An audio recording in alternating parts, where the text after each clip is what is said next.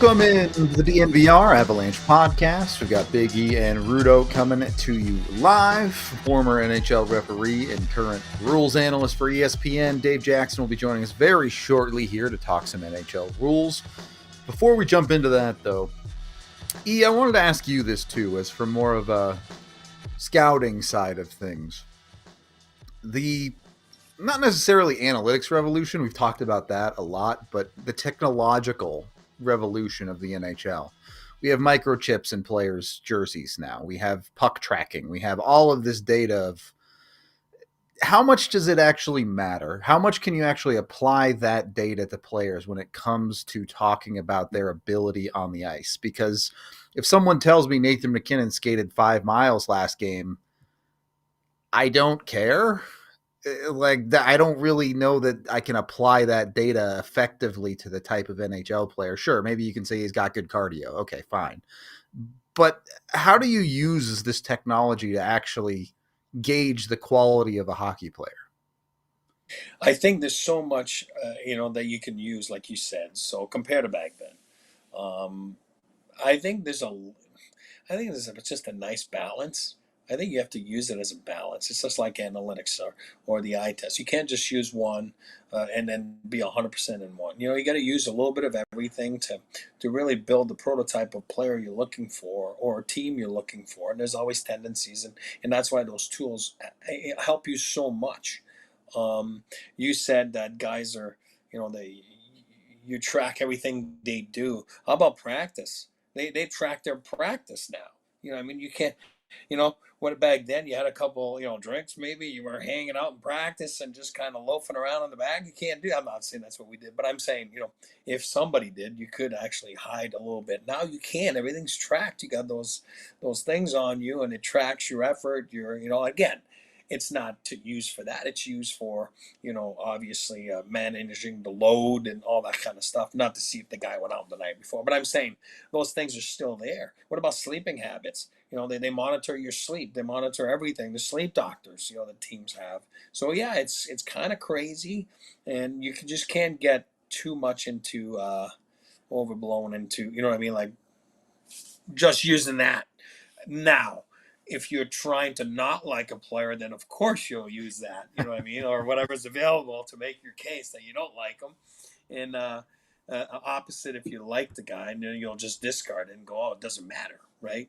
So again, I think that it's cool. I think there's so many tools at your disposition, and teams are, some teams to a certain extent are probably at fault of using too much of that, and then some teams are probably at fault for using not enough of that, right? So I think there's a happy medium, and I think that then you go from there and, kind of tie it into what you want your team to look like and the type of player you want in the NHL, and then also as the draft, right? You got to use those things to draft players. So pretty cool. As always, there has to be a balance with those type of things, but maybe it's just my pessimistic viewpoint that sometimes it feels like those type of statistics are used to eliminate potentially good options. Like, not to say they aren't meaningful. Obviously, I love using analytics, but you look at a player like a Jack Johnson, right? A lot of his analytics are going to put him underwater. A lot of his tracking statistics are not going to show a particularly quality player, at least at this point in his career. But then you look at what happens on the ice, and is he a number one defenseman? Obviously not, but it puts up perfectly serviceable numbers on a bottom pairing. So I do wonder sometimes if some of those statistics can be a little bit misleading, if teams maybe, like you said, you have a pre-formulated opinion that you apply the statistics to to prove your point instead of the other way around, using the statistics to make a decision.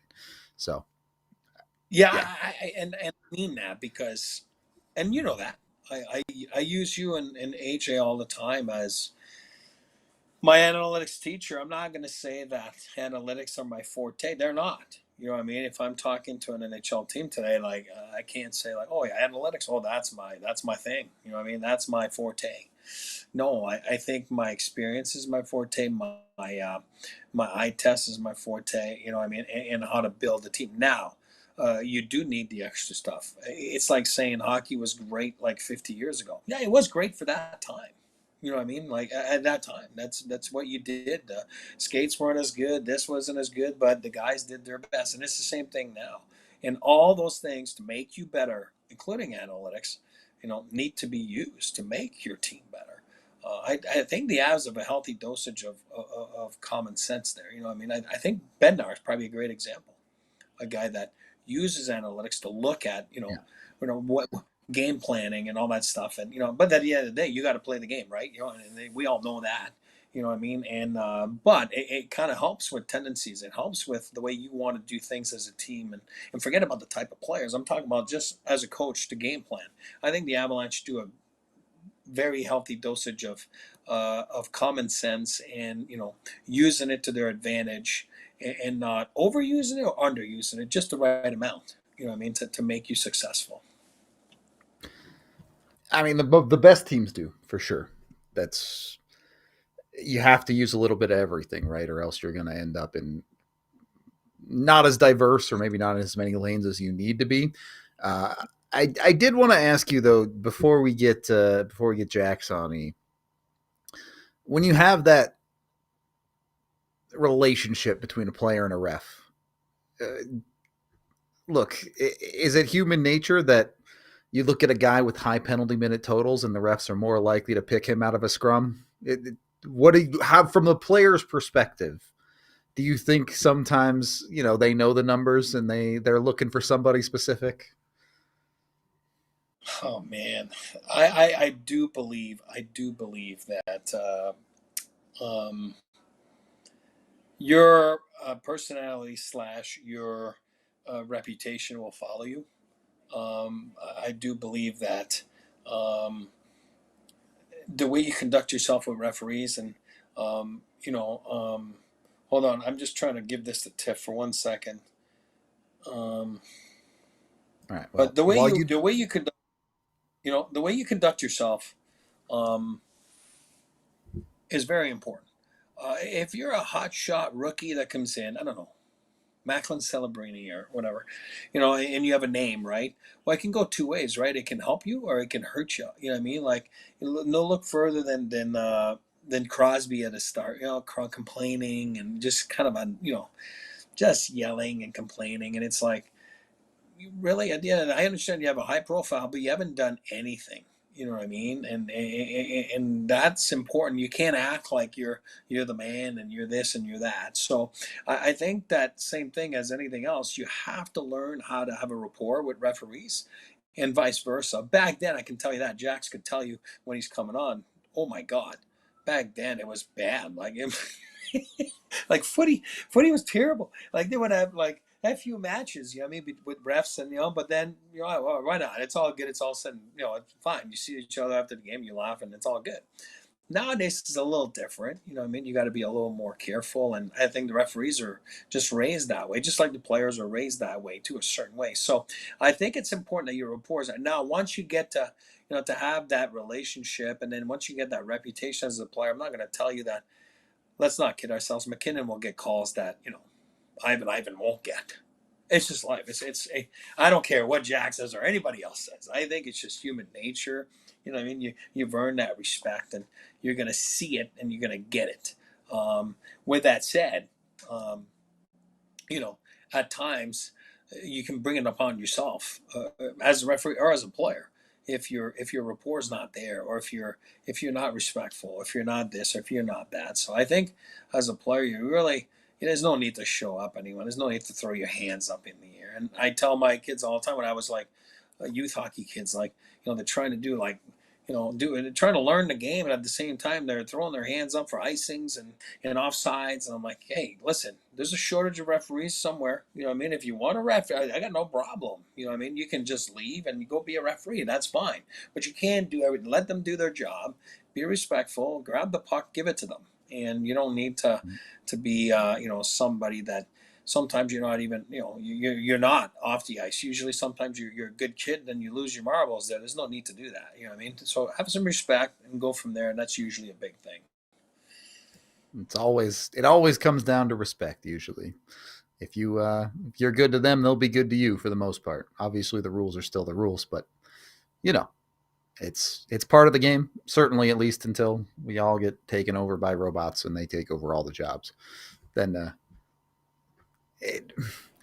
so this is another question that I struggle with. Obviously, you want calls to be made correctly, right? I get that. But is it important to keep a human element, when we're talking about one of the number one complaints I hear about with offside, and I agree with, to be honest, is what is the spirit of the rule? If a guy's 1 inch offside 45 seconds before they score the goal and it has no effect on the play, nobody wants that to have the goal come back. Everyone hates that. Is there a way to balance that a little bit and show or affect the rule book in a way that makes that functional? Because if you had robots do it, they would just offside would be offside. If you were 1 inch off, you'd be offside. Now, to be fair, a robot would call it immediately and the play wouldn't develop, but it still feels kind of bad, right? I agree, because it's funny. I was talking to Max the other day, my son Max, and it's like, well, what do you mean back then you'd have video replay? I'm like, we didn't have video replay. Like, even for a goal, did the goal go in? Did the goal not go in? We didn't have that. Now, the infamous, like, Brett Hall and Dallas and Buffalo, right? No, we had that. It was your foot in the blue crease, right? No, that was there. You know what I mean? But that was about it. And it was kind of crazy, like, because there was no challenge. There was no, like, coach's challenge. It was weird. Now, do I like it? I'll say my same line that I tell you all the time. I'm still mad they took out the red line. So, you know what I mean? So I'm all for the human mistake. I think that it's part of sports. It's part of the game. It's part of their jobs. The best at it. And Jax will tell you right there. I think I know his answer, so I'll kind of go quicker on it right there. But I do believe that I'm all for the human mistake. And then where do you draw the line when it comes down to that stuff? Like, do you draw the line? Where do you draw it? On everything now it just gets reviewed and looked at, and so I think it just gets out of hand a little bit for me. When it comes down to that. Yeah. Dave Jackson joining us now, longtime NHL ref and current ESPN rules analyst master. So first of all, Dave, thank you for coming on and talking with us again. Hope you're having a good one. Look, you've worked with pretty much everybody in the ref world, right? What is the ref's view on the technology of the evolving NHL, using these microchips, using potential AI to help with things like offside or penalty calling? Should it be purely human, or do you think there should be some of that tech involved? Thanks for having me. I hope you hear me okay. Bit of technical issues good. getting in there. Everything good? Awesome. You know what? I'm a little jealous of the technology that the guys have today, because I think back on some of the mistakes that I made in my career, some of the missed calls I made, or some of the overreactions I made that could have been rectified in today's game. I think it's better for the game. I love the ability for referees to call a major penalty and then review it to make sure that it truly is a major penalty. And if it doesn't rise to that level, they're still able to call two, or they can rescind it completely.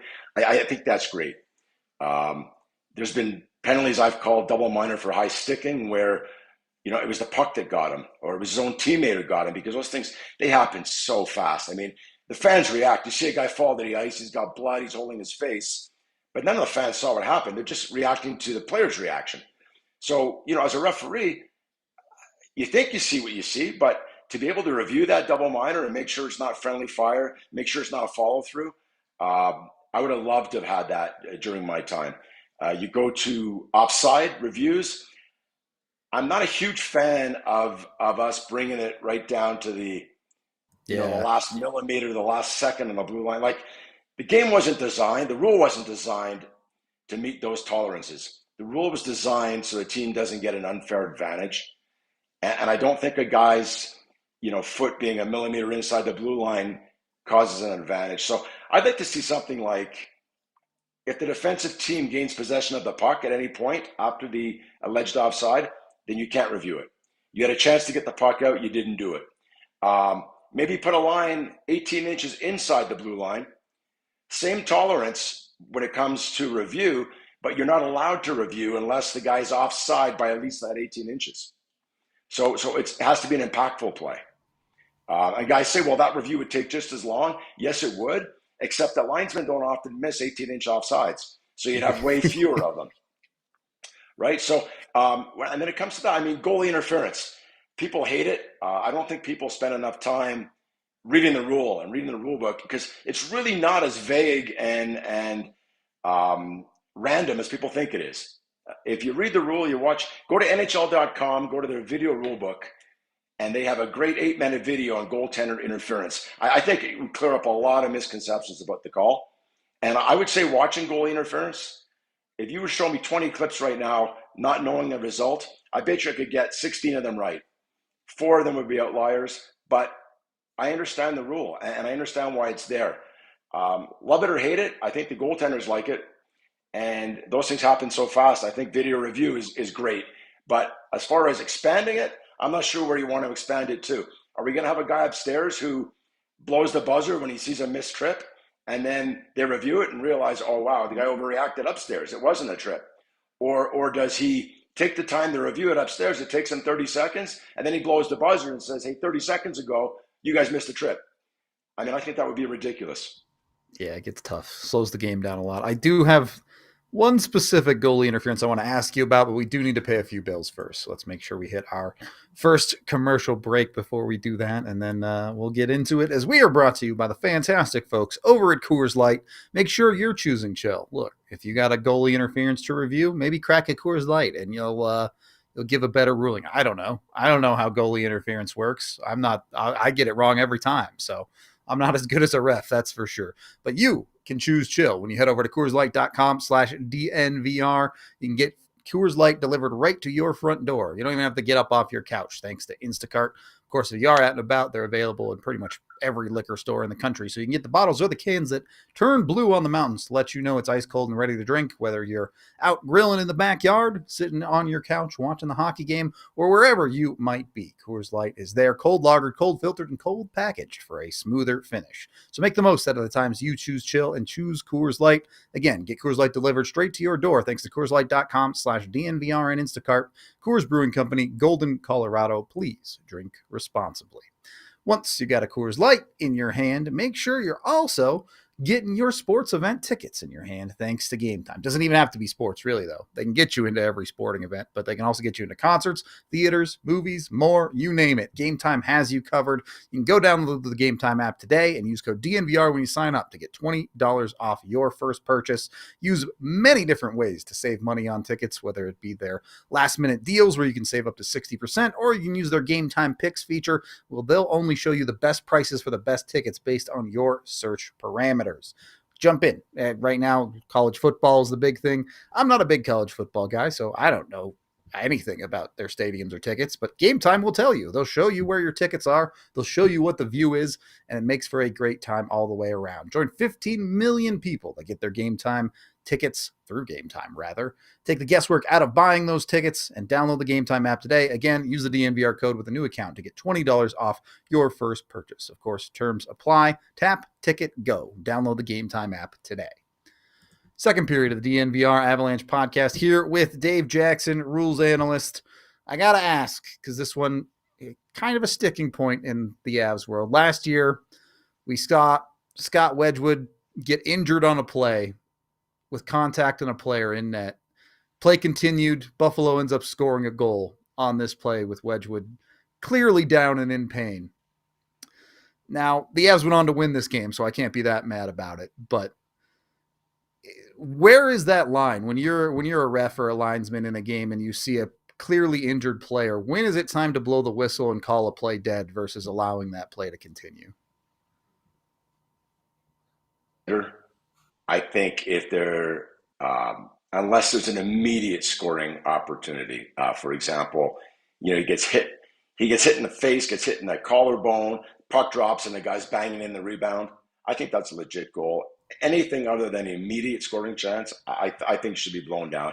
I remember the play you're talking about. I honestly forget if it should have been goaltender interference or not, but I do believe there should have been a whistle. Okay.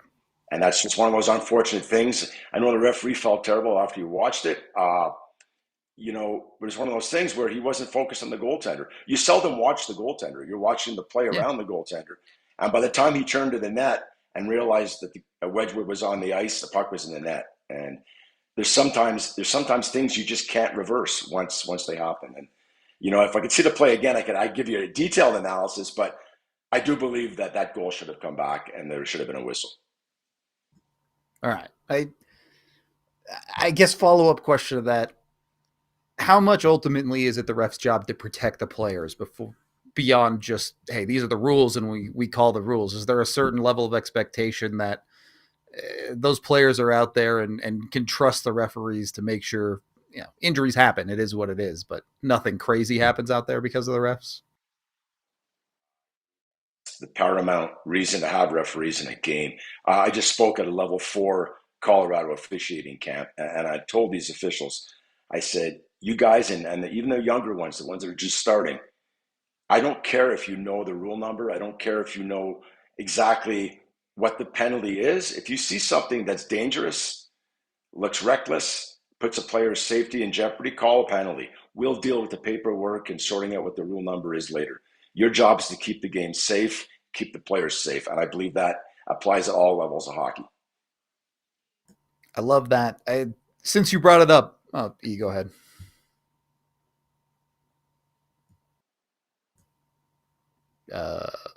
He's muted. Not sure. No, sorry. Go ahead. Go ahead. There we go. Oh, sorry. I know I had a couple, but go ahead. Keep going on your path. I got a couple more after on a different side.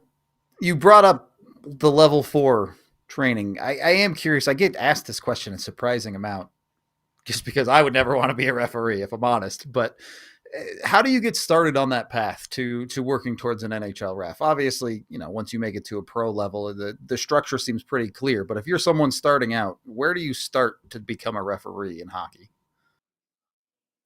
Well, it all depends what your hockey background is.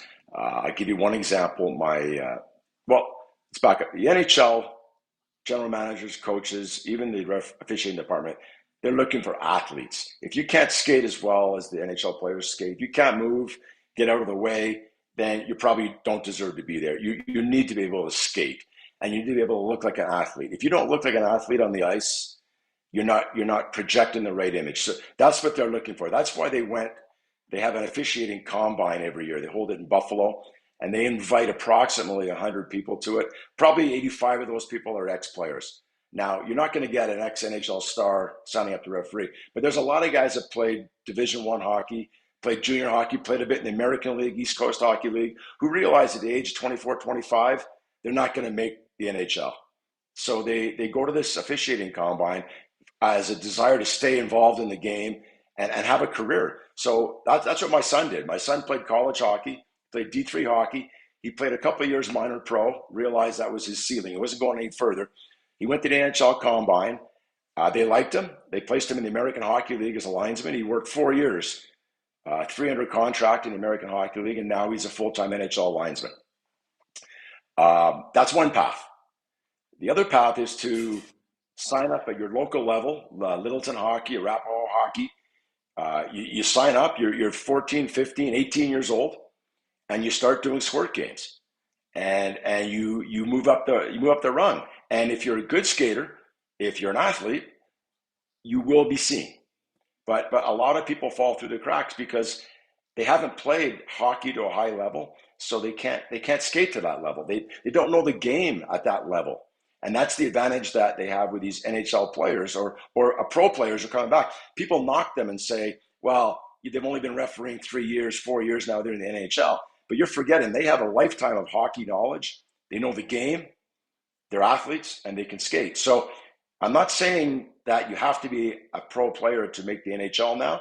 There's lots of guys coming out of junior hockey, Division I college hockey, major junior hockey in Canada. They're guys that played hockey, maybe to midget, junior level, but they refereed. They started when they were young, and they had that base. And when they realized that their hockey had they'd reached the ceiling, they just continued to referee. And there's some great referees doing junior hockey that the NHL does give a shot. I mean, I supervised for the NHL for 2 years before COVID. I didn't just do NHL games. Most of my games were American Hockey League, but they would send me to the East Coast League. They'd send me to the USHL, and I'd go to Iowa, and I'd watch kids working junior hockey that never played pro hockey, and they were on the NHL's radar. And 2 of them, in fact, are now minor league NHL contract referees. So it can be done, but you need to be dedicated. You need to start at a young age, and you need to work as many games as you can, and you got to be a good skater. It's funny because we had a show, Dave, on like 2 weeks ago, maybe, on life outside of like NHL players. Like, you like hockey, and what can you do to make a living in hockey? And obviously media, and there's management. But then, we talked about refereeing a little bit. But it's funny because you've had an unbelievable career, right? Unbelievable. Let's call the spade a spade. I mean, by the looks of your skating ability at the alumni game, maybe not. Maybe not. But I'm kidding. It was so fun to see you guys. Give me a break. Yeah, Watts was dying too. It was funny. I mean, you guys had to skate so much. It was kind of funny. But, again, you saw me on the bench. There's a reason why, because I probably couldn't, not a chance I could do what you were doing. So, but again, we were talking about unbelievable career as a referee. Obviously worked in basically management of refereeing when you're working for the league and all that stuff. But now you're a TV guy. Your son, like you said, comes into it, like all of a sudden doesn't get to play after D3, and all of a sudden he is an NHL linesman, and then you got your other son that's an agent. So it's kind of funny. It's kind of pertinent to the show we had like a few weeks ago. So it was just kind of jumping in my head when you said that. But I got one quick one just to ask you about. I've always wanted to ask you. I never did. I never thought about it. But when there's a puck over the glass, you know what I mean? And I always say to myself, like, I didn't see it. So I'm not complaining. And I'm like, and the 4 of you get together and you're talking about it. Like, is there always, on average, one that saw it? I mean, obviously, if nobody saw it, then you can't call it, right? You know what I mean? But I'm always like laughing because I'm like, I didn't see crap, and I'm not even at ice level, and I never thought about it. But I see those 4 guys like talking about it. Now I'm wondering, like, in a nutshell, like, how is it in those 4? That's because that's a crucial moment in games sometimes, right there. To think sometimes. So what people don't realize is they sometimes say, how'd something get missed? There's 4 guys out there. Well, if it's a minor penalty, there's only 2 guys that can call minor penalties. So you're cutting that in half. If I'm a referee standing on the goal line, the chance of me being focused on the puck is very slim. A guy goes into the corner with the puck.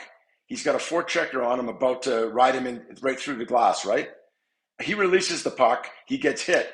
My eyes don't follow that puck. My eyes stay on the hit. I want to see if there's an elbow or there's a cross check. I want to see if there's retaliation. I have no idea where that puck just went. The referee at center ice, as he sees that puck potentially come into my corner, let's say, he knows I'm the close referee. He's probably not going to watch that hit. He knows I'm 5 feet from it.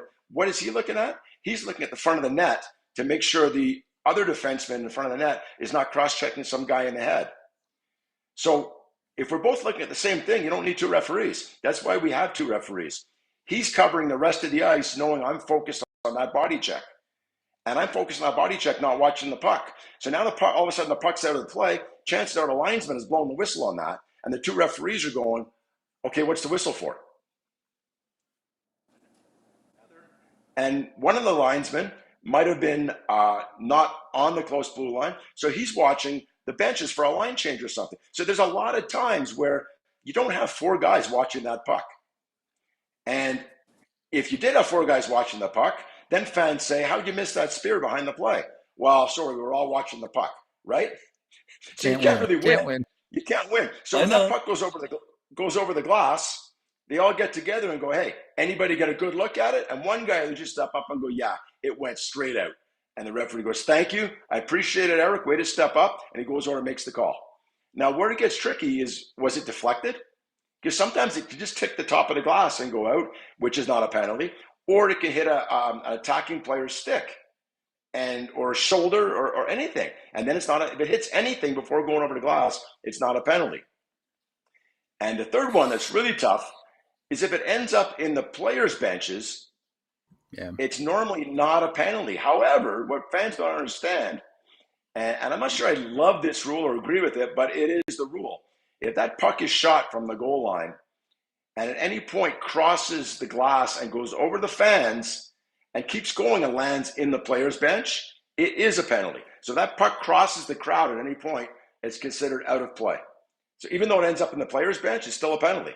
And a lot of people don't realize that. And that's why there's always a discussion sometimes, because it seems easy. The puck's in the player's bench, play on. I know the referees get together and one guy, the linesman usually on that side of the ice, goes, I watched it go right over my head. It cleared the glass, ended up in the player's bench. Therefore, it is a penalty.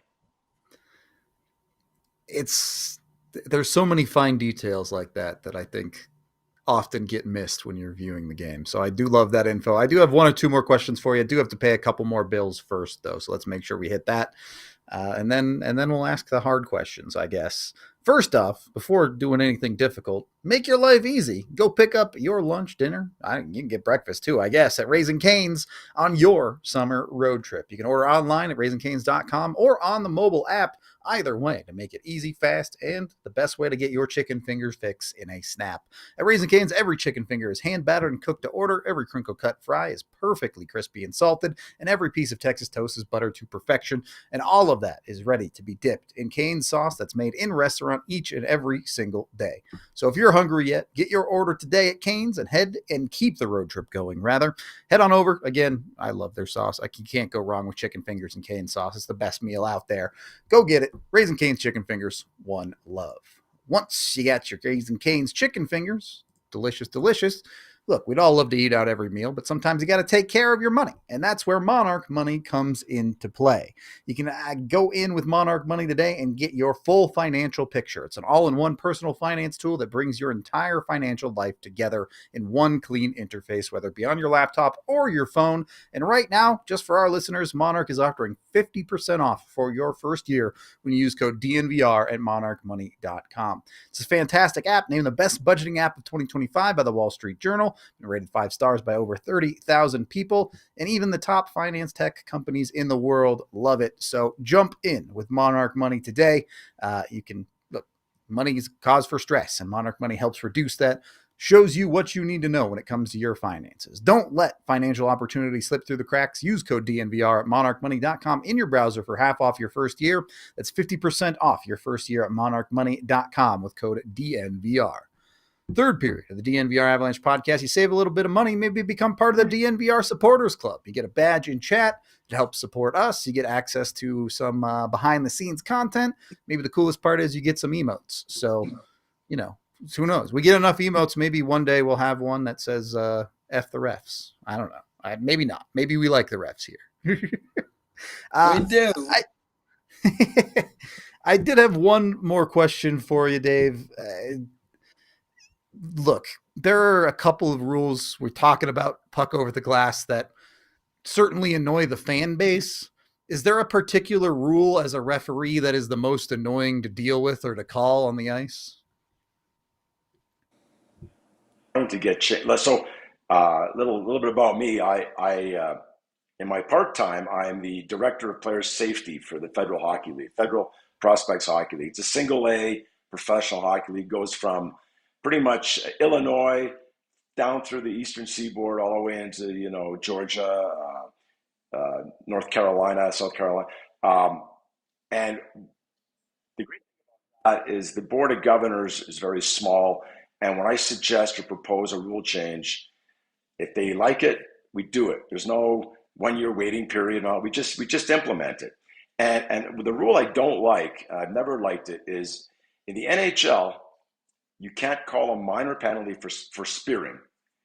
And you can only call a double minor for spearing if it's an attempted spear with no contact. So therefore, any spear, any contact with the tip of the stick has to be a 5-minute penalty. means is you'll see guys in front of the net. Eric, I'm sure you dealt with it during your career. You're in front of the net, defenseman takes the tip of his stick and he pokes you in the calf and sends you up over, like you land on your butt, right? Really upsets you. It hurts. It's in the back of your calf. Or in a scrum, you'll have the linesman, he's holding the player, and they're yelling at each other. And with one hand, the guy places his stick sort of in the guy's stomach and gives him a shove, also with the tip of his stick. So now everybody says to the referee on both those situations, hey, he speared him. Well, yeah, he did. Is it worth the 5 in game? It's not worth 5 in game. Everybody knows it's not worth 5 in game. But we can't call 4 because it was contact. So what's the referee end up calling, Eric? That's right. 2 minutes for slashing. And nobody's happy because it wasn't a slash. It was a spear, but it wasn't worth 5. So I said to the Board of Governors and the Fed, why don't we allow a double minor for spearing with contact? Now, we're not trying to reduce. If a guy spears a guy and takes his spleen out, we're not trying to let him off easy and only give him 4 minutes. We still have the 5-minute major or match penalty for spearing. We don't want that reduced. When you see a spear, you call that 5. But on something like the little poke in the back of the legs or the poke in the stomach, where you acknowledge it and call 2 for slashing, give him 4 minutes for spearing. And it works great. Yeah. We had 24 of those last year through 800 games. Referees called about 24 of them, and it was great. They were deserved in every situation. Team gets a double minor out of it, and people stop doing it. Very interesting question on that. First, thank you to Kyle and thank you to Background for becoming members. We appreciate you. You can see the Dr. Dubs emote in chat there for Background. Now, Eric has been very adamant about this. He's shown me this multiple times where he says, if you're along the boards, you put the butt of your stick against the boards and hold the... Still not hearing you. Well, oh, maybe.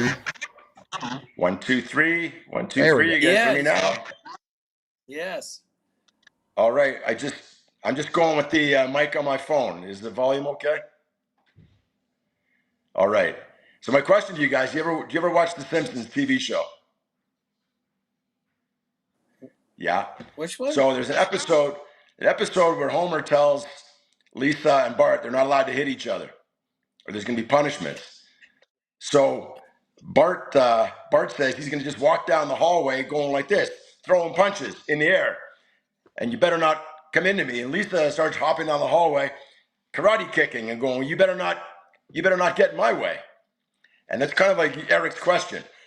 It's the referee's discretion. If he sees a player coming at you and you decide to just put your stick there with the point hanging out for him to come into, you're probably going to get a penalty. If in the referee's opinion it's completely accidental, then you get away with one. Yeah, because I always tell Rudo, like, we were brought up in a different way, right? We again, that's not a knock on the players because I believe they're better than we were back then. The skill level and the speed and everything is so much better. So I'm not that guy. But one thing we did is protect ourselves a lot better than the guys do today, in my book, in my opinion. I think that we were, brought up in minor hockey a certain way. These guys are brought up a certain way too, where I believe that they don't really protect themselves. They make their play and they look for their pass and then they get hit and then they're like, oh my God, the guy hit me. You know what I mean? Illegal hit. I don't know. But that's why I always get mad at Rudo. I always tell him, like, man, that guy's got to protect himself. You know what I mean? Like, I don't know, stick your stick out, put it up against the glass or whatever. Don't let just a guy get a free shot at you. You know what I mean? Like, protect yourself. But you're right. I mean, I'm not saying spear. Well, you're right. I do. I totally agree with you, especially when a guy gets hit along the boards from behind. Is that I think these players today have grown up in an era where there's zero tolerance. And the zero tolerance falls on the guy making the hit and not the guy receiving the hit. So these players nowadays, and I mean, I guess there's positives and negatives, but these players today have grown up in a environment where they know if they turn their back to that player, they've got a big red stop sign on their jersey in minor hockey, and they're not going to get hit. And what a lot of them don't realize and what a lot of them get upset about is that there is no minor penalty in the NHL for checking from behind. Checking from behind in the NHL is legal if it's only a body check. Where it becomes a penalty, there is checking from behind, but it has to be a 5 in game. It's a major penalty. That's all you can call for checking from behind. So you'll see boarding called, you'll see charging called. But if a guy is up close to the boards and he turns his back to protect that puck and he gets, a shoulder in between the shoulder blades and he kind of just goes up against the glass like that, it's not a penalty. In minor hockey it is, but in NHL it's not. And that's where some of these players don't understand the rule. That I know. I was one of them. We like to complain, all of us. It's all good. All right. I think that's all I had. E, any final questions? No, thanks. It was great to see you, and thank you guys last week. You and Watts were awesome, and it's funny and it's so fun to get back to what we did for so many years, all of us and you guys, and it was awesome to see you guys on the ice. So I thought it was a great event, and again, it starts with you guys and the players and the involvement. So it was nice to get everybody involved. So it was awesome. So much fun. I'd forgotten how much I enjoyed being out there and being a part of the whole. The whole party, basically, standing out there for the anthem, just being at center ice and standing there with the players and hearing the anthem and knowing you're about to go to battle, even though it really wasn't much of a battle, but it was so much fun, and I missed it. It's been 8 years since I put the stripes on, and it meant a lot to be back out there. It was a lot of fun. Oh, you look great. Glad you had, a good time. It was a blast for me too. If you want to shout out where people can find you, obviously on ESPN as a rules analyst, but otherwise on socials, people love to talk to refs. I am, I try and explain rules all winter long on, I don't even call it X. I still call it Twitter, but it's the ESPN Ref NHL, and I engage with fans. If you have a rules question, go ahead and send it to me, and I'd be glad to answer it. Keep it classy, but I do engage. Love it. I like it. Dave, thank you for coming on. We appreciate it. I'm sure we'll have you back on in season when someone makes a bad call. So thank you. We'll see you on the next one. It's always a pleasure, guys. I'm always available anytime you want me. And I'm just looking forward to that Coors Light truck sponsorship pulling up in front of my house, dropping off a few cases. We'll hook you up. All right. See you guys. Thanks. Thank you. A couple of these other questions in chat I did see them. We did ask them the last time we had Dave on. So if you go look up the last time we talked to him, we did talk about referee press conferences and things like that. So you can go check that episode out on our YouTube channel as well. We should have J Mike jumping on here shortly because I want to transfer this conversation. We've talked about the ref side of things, but let's talk about the Avs side of things here as well. Penalties are a part of the sport. You're going to take some. The opponents are going to take some. Historically, over this era of the Avs, they've been pretty good about being a net positive penalty team. They get more power plays than penalty kills. So they provide opportunities for themselves, E. And we're going to keep coming back to this question because we have to keep coming back to this question because the Avs didn't make a deep run in the playoffs because of their special teams. So we have a power play that came up short in the playoffs and a penalty kill that came up short in the playoffs. We've added Brent Burns to the roster. We've added Victor Olofsson to the roster. How much do we expect the deployment of players system on today's show? I'm interested on what players you put where on the special teams. Oh, absolutely. And that's why special teams are so important, right? You know what I mean? And you have to have guys that are built for special teams, right? You have to have PK specialists. You have to have PK specialists. I mean, to a certain extent, I mean, I can tell you that a lot of teams will take the thought process of getting a shootout specialist as well, right? Because every point matters. Now, I don't really believe in that because to me, it's like, well, go beat them beforehand. You know what I mean? But whatever. It's all subject to what you can do. But it'll be interesting to see. The Avalanche, how they do, because it's very simple. Special teams, you just said it cost them that playoff round. For me, the power play, cost them that playoff round. You know, I mean, it's one goal or two more goals, and you win that series in 4 or 5. Forget about PK for a second, but it's very important, and that's why special teams are. You have to have meetings every day about those. 5-on-5, of course, but I think the majority of the game is played at 5-on-5, and I think if you can limit the danger and you can actually produce on that, well, at the end of the day, if you can dominate the special teams, usually in great shape, right? And then you're going to say goaltending. Yeah, for me, goaltending is just basically half your PK, right? I mean, it's just a major part of the PK. You could have an unbelievable scheme on the PK and great and awesome, but if your goalie can't stop a puck, it doesn't matter what you do. So, so for me, goaltending falls into the PK side of things, but special teams are huge. And like I said, we saw it in the playoffs there. Boy, J. Mike was sitting there watching, and he was salivating. He wanted a shot at that power play himself. Look at J. Mike working today. He's at Rams football practice. He's got the Jokic shirt on. He's on the Avs podcast. He's got all the sports covered. But the big question, J. Mike, that we've been asking, and I want to get your thoughts on power play specifically. Do you keep MacKinnon and Necas together, or do you separate Necas and let him run things on his own a little bit on a secondary power play unit? I mean, I think the problem with potentially moving him off is you're likely greatly reducing the amount of opportunities he's going to get out there. So I just don't know. True. Statistically speaking, that feels like you're probably going to decrease his production, because not only is he not going to be able to feast off of the attention that MacKinnon gets or redirects or stuff like that, he's just going to have less ice time. So I could see that being a good way to potentially, make your two power play lines a little bit closer in terms of like the skill level and like maybe a little bit more lethal in theory. But I don't know. I feel like you're best suited just kind of trying to load up that top line and putting all your marbles in that basket, and what you get, whatever you get out of the second line, that's just kind of bonus Jonas, if you ask me. All right. I can live with that. That makes a first power play unit. MacKinnon's certainly on it. Makar's certainly on it. Necas is certainly on it. That leaves 2 spots for Nichushkin, Landeskog, Lehkonen. Who's the odd man out? Who ends up with the short stick? I guess Nelson too, but I'm assuming we're having Nelson on unit too.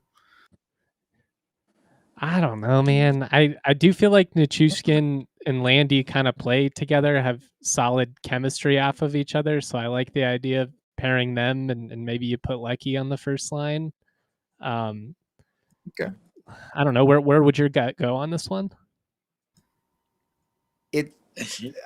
Total cop-out answer here, but it genuinely depends on what Landy looks like 15 games into the season. If he's still that guy who can hold up in front of the net, if he still has those quality tips that he's had gotten quite good at before the injury took him out for a bunch of years, then it's hard for me to keep Landy off. If he's not doing that, it becomes a little bit easier. I do wonder, though, like I just said, Nelson's probably on unit 2, but I do wonder, he's a goal scorer, he's a finisher. Maybe you put him in that bumper spot with a little bit more finishing ability, and then it ends up being, pick Nichushkin or Lehkonen as your net front guy with Nelson as the bumper guy. Landy falls to that unit 2, maybe a little bit more flexibility or sheltering for him if he needs it. Here's my take on it. Don't put your surprise face, because I'm going to give you my thought process here on why I think you should have 2 units. I like to think that I evolve with the game, and I think Rudo knows way more than J. Mike, for example, like, because he's with me 24/7 during the season, and we're together all the time. Like, I've evolved I make jokes about the red line and like all that stuff, but I've evolved with the game today. I take pride in that.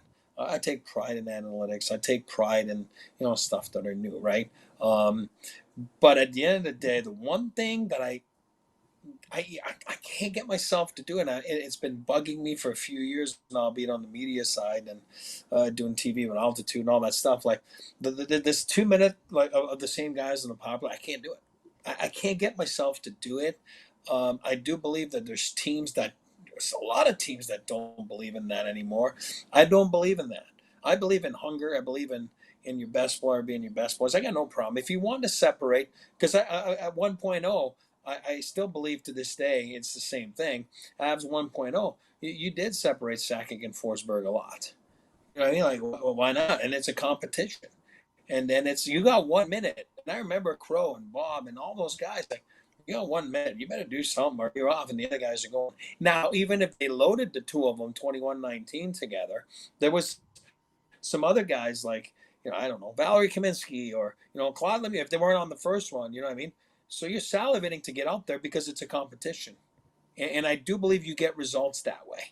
And you mess around for two in a row, and you're just kind of doing your own thing. And then there's a third one comes in. It's a TV timeout. I don't care. You put your second unit out there. I don't care. Like, I'm being honest. Like, it's not about feelings. It's about winning. Now you gotta be able to have the kahunas to do it, right? As a coach, and you got to be able to have that leadership group that's on the same page as you. But I do believe as you just said it, there's so many guys. Look at all the names Rudo said. Ross Colton, you're telling me he didn't benefit from being on the power play last year? Look at his stats. He went on fire. Absolutely. Like, hey, guys, there's a lot of guys that can play the power play. If you just listen, you work harder than the other team. Hey, listen, it's a tough concept. There's 5 of you, 4 of them. Right away, you're at an advantage, right? Hey, man advantage, right? It's not that complicated. Ivan had multiple power play. Ivan had multiple. It's not that hard. Hey, listen, I didn't play a lot of power play, but when you get out there and you get a few, you're like, you start laughing. You're like, this is easy. You know what I mean? Like, really? You're not getting your head caved in, and 5-on-5 in a scrum front of the net, try to put the puck in the net. There's a lot of empty netters. There's a lot of tips. There's a lot of stuff. The Avs have the personnel for me to do 2 units. And at the end of the day, you got to have everybody on board. And of course, if you go two units, and then the first game of the season you go 0 for 4, and then you got the big guy, like 29 that's complaining there because, look how dumb this is. I mean, sure. I mean, again, that's not the spirit of the thing. It's you buy into stuff. You buy into stuff that you believe in. And at the end of the day, sometimes you talk as a group with coaches, players, leadership group, then you figure it out. But I do believe you got to give it a shot. I just don't like it. And I think it gets too hot and it gets too cold. And when it bites you. It bit them in the playoffs. Depth only matters if you use it, right? The Avs have 4 legitimate top 6 wingers, and then they just added Victor Olofsson as a goal scorer in their bottom 6. So, yes, you need to use them at 5-on-5 too, but why do you have that many quality wingers to not use them all in the power play? And the same goes for Brock Nelson as 2C. Okay, you finally got the 2C you think is going to answer those offensive questions. Well, it's going to be harder for him to answer those questions if you never use them on the power play. So, I agree with your concept. Brad Burns, too. Yeah, sure. Why not? Like, you're talking about a guy that gets his shots through. Like, why not? That's a weapon right there. Absolutely. So, I mean, there's so many options that they have, Hopefully we'll see it. We'll see. Burns is an interesting one because maybe expected to be used on the penalty kill as well. But, yeah. I did want to cut back to the reffing conversation just because I think we have an opportunity with J Mike here. Eric and I are hockey purists. We don't know anything about football or basketball or anything like that. But with J Mike here, can you rank the big 4 by quality of referees and or umpires and or whatever you want to call them? Who is the best to worst on the calls? That's a lot of pressure. Best to worst we're going, not worst to, okay. I'm just trying to make sure I got it right in my head. Either way. I think the NFL has the best refs, which is funny because there's so much noise, and I think it has largely to do with just the size of that audience. And now that you factor sports betting and everything else into the equation, there's just like no rational response to any of this stuff. Everybody hates the refs all the time. So I think I'm actually probably more pro ref these days because I just don't think you can win. But I think the NFL is pretty solid as a whole. Like, yes, there's going to be blown calls, but as somebody who covers college football and attends a lot of high school football games, I can tell you it's can be so much worse out there. I think baseball is probably number 2 because really outside of balls and strikes, there's just not that much to mess up. And like now they have replay assistants and stuff like that. So I think it's the easiest gig of all of them. So I'll go baseball 2. I would go hockey 3, NBA 4, because NBA officiating to me is just completely ambiguous, and like there's star treatment, and I know there's that in all sports, but it's just the most evident at the NBA level. Certain players are officiated drastically different to a point of which it's like almost a completely different game, and that's very frustrating to me. I think I more or less agree with your ranking, especially now that Angel Hernandez is retired. But let me ask you this way. NFL ranks number 1 with the refs. Is NFL number 1 with the rule book too? Because everything I hear about it, and like, this is from not an NFL guy. I'm not deep in the woods on this, but I don't know how the refs are supposed to be able to discern what a catch is based on the rule book. That's a valid point, and it's a wrinkle in the whole conversation. Is there are certain elements of football that are, even for someone like me, who I would say is certainly above average in like the knowledge of how all of this process should work, I'm not even 100% certain I could, like, if you were like, we're going to murder you if you can't articulately explain exactly what is and more importantly, what is not a catch. Yeah. I would be nervous. I do think that hockey is a little, it's more clear, I feel like, or it's more defined, but the speed of the game is what makes it challenging to like compare the two, because football, you're going for spurts and then you're stopping and you have so much time to like overanalyze everything. The NHL, like, it's just, there's probably 3 or 4 blown calls in like a 20-second stretch, and you don't even necessarily see it because it's just going so fast. I mean, Biggie always says if you wanted to, you could call a penalty on every play. So, absolutely. It's like holding in football. Holding occurs literally every single snap. Pass interference occurs on about 50% of them. It's part of the toughest part about being a ref, and like I did that whole scene, youth baseball and basketball and stuff like that for a couple of years, and it gave me a different perspective on all of it. I'll say that getting MF'd by like a 45-year-old dude in a parking lot at like 2:30 on a Saturday afternoon over 9-year-old games with, all right, 11-year-old flight 3 game, and you're like, buddy, relax. All about managing. You got to manage it. It's all about managing it. So I think that's what makes it good ref. And Dave was a good one. So true. You got to have the relationships. We are in overtime here. The conversation continues online at thednvr.com. One other bit of news, not necessarily related to today's show, but the Avs officially 17 national games here in the U.S. on TNT or the ESPN networks. That is the second most. The only team with more is the Washington Capitals.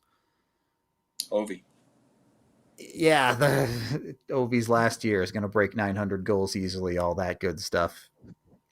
Is this meaningful? Should we take some meaning that the television networks believe the Avs are a contender because they're giving them so many games, or is this just, hey, the Avs are a good draw now? Probably a little bit of both, right? I don't think if you're the TV networks, you want to risk having duds of a game. Like, I do think there's an aesthetic draw to the style that the Avs play, and they have star power and all of that. But I also think there's a certain level of respect that comes with it. You made the comment about all the other sports. Like, to me, growing up, the Broncos played on Sunday Night Football a lot because they were a respected franchise. I think the Rockies played on Sunday Night Baseball like maybe once a year, and they'd go 4 or 5 years at a time without, a legitimate national appearance. So I think there's something to be said about it. Means that the league views them as a legitimate threat. Whether that'll actually be the case or not is TBD, but I think it's validating in some sense. Yeah, and a lot of times it's all about stars too. The Avs have a lot of stars, and it's about that. The original 6 will draw big, and I think Tiff's asking like Toronto, Montreal. It's just because of the French population. Montreal had 0 though. Like, that's, I know. It's not that Canada. I was going to say, it's not just that Montreal has 0. Calgary has 0. Ottawa has 0. Montreal has 0.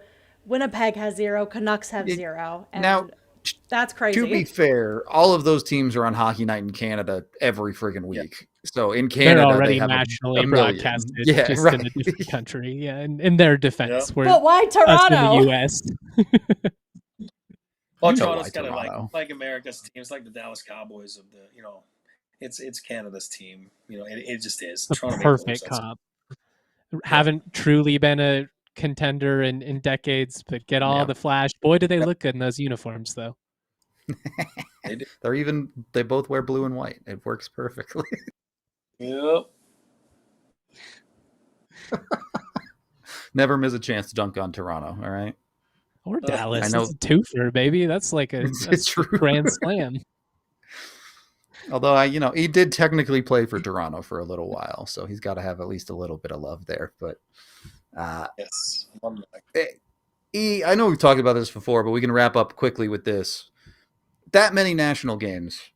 How different is the preparation for a player when you're talking about national games? Obviously, we get to sit on our couch and complain that every Avs game starts a half hour late, but how does that change for the actual players? Well, bang on. If you're in the West, it's always a little later, right? So that throws you off a little bit. Weird start. And then, I would say for star players, it's more like usually media availability. You know what I mean? And it's like they might have done it at the local level, like the last 2 days, but then, but tomorrow is a national one. So, there's always a little bit more there for media availability. But other than that, it's all good. People like to be on national TV and go from there. All right. Always fun. These days, it's a lot easier to watch your sports team, so maybe not quite the impact they used to have back in the day, but still cool to see the national broadcast. And when inevitably the announcers are super biased towards the other team, come watch our watch-alongs instead. All right, it works out perfectly for us. That is going to be it for this one. We're going to wrap up our show. Coming back tomorrow, we have. Can we announce it? Is it locked in? Yeah. Oh yeah. We're have EJ coming on the show tomorrow, so come talk to the guy. Just broadcast the alumni game. Going to be an awesome conference. We're out of here. This has been the DNVR Avalanche Podcast. We will talk to you tomorrow. We all silly like the mayor.